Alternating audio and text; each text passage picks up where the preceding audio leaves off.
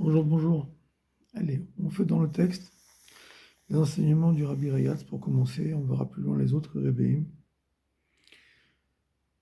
Le, le texte sur lequel se basent nos maîtres pour nous enseigner les lois les enseignements pour le mariage.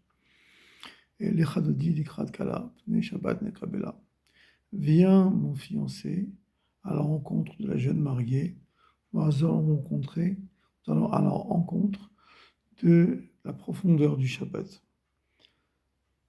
La Kala, la jeune mariée, est considérée comme le Shabbat, est considérée comme une reine, Malka. Shabbat, Malka, Malketa. Shabbat, Kala, Malketa. Donc, on dit viens, jeune mariée, à la rencontre de la jeune mariée. Nous allons rencontrer la profondeur du Shabbat. Le Rabbi nous enseigne que la jeune mariée est une reine. Et pour l'instant, le Khatan, le jeune marié, ressemble, ne fait que ressembler à un roi, tant qu'il n'a pas réussi à l'union physique entre lui et son épouse.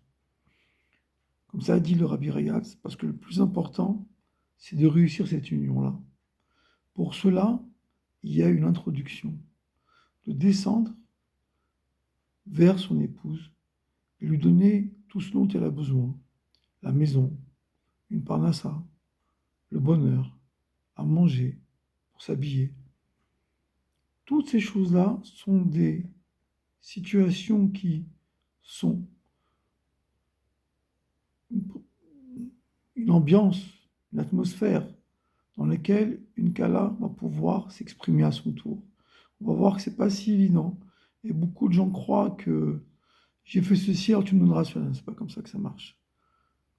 Ce qui marche pour de vrai, ce qui est bon, c'est de mettre une ambiance. Et là, doucement, doucement, on va voir apparaître l'enflammement d'une femme pour son jeune mari.